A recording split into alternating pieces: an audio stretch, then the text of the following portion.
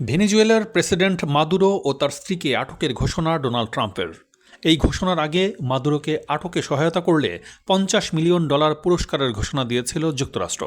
তবে আজ মাদুরো ও তার স্ত্রীকে আটক করে মার্কিন ডেল্টা ফোর্স, যে ডেল্টা ফোর্স যুক্তরাষ্ট্রের সামরিক বাহিনীর সন্ত্রাস বিরোধী শীর্ষ ইউনিট।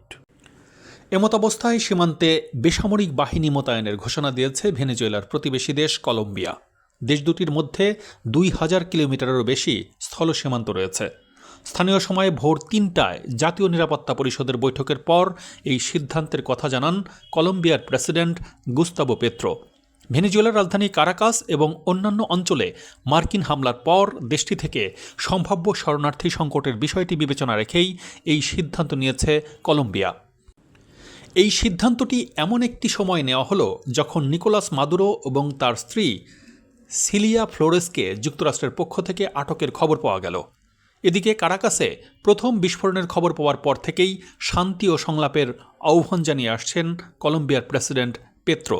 যদিও নিকোলাস মাদুরোকে আটকের পর ভেনেজুয়েলার বিরুদ্ধে আর কোনো পদক্ষেপ না নেওয়ার কথা জানিয়েছেন মার্কিন পররাষ্ট্রমন্ত্রী মার্কো রুবিও। রুবিওর সঙ্গে ফোনে কথা বলার পর ভেনেজুয়েলার প্রেসিডেন্ট মাদুরোর আটকের বিষয়টি নিশ্চিত করেছেন মার্কিন সিনেটর মাইক লি। এক প্রশ্নের জবাবে সিনেটর লি বলেন, মাদুরো মার্কিন হেফাজতে থাকায় ভেনেজুয়েলায় আর কোনো পদক্ষেপ নেবার আশা তিনি অন্তত করেন না।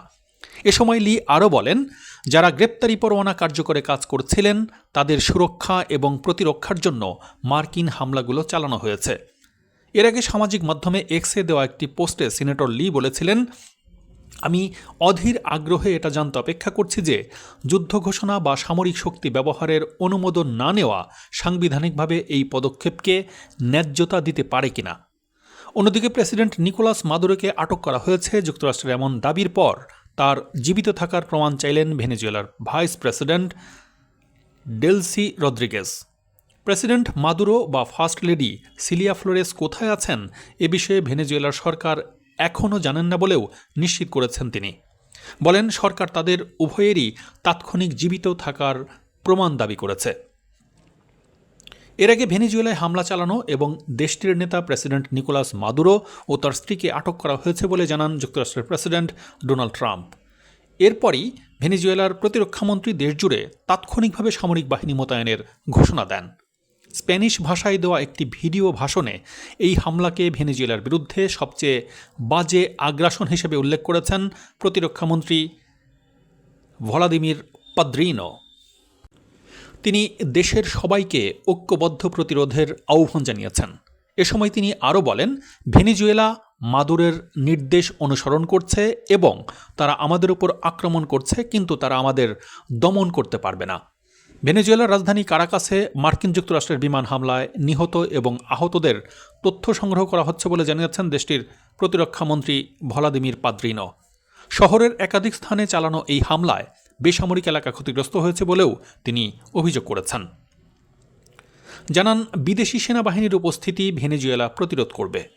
গভীর রাতে যুক্তরাষ্ট্রের চালানো এই হামলায় কতটা ক্ষয়ক্ষতি হয়েছে এটি এখনও নিশ্চিত করেনি ভেনেজুয়েলা সরকার। উল্লেখ্য, ভেনেজুয়েলার রাজধানী কারাকাসে শনিবার মধ্যরাতে সামরিক স্থাপনাসহ বেশ কয়েকটি স্থানে প্রায় একই স্থানে বিস্ফোরণের ঘটনা ঘটে।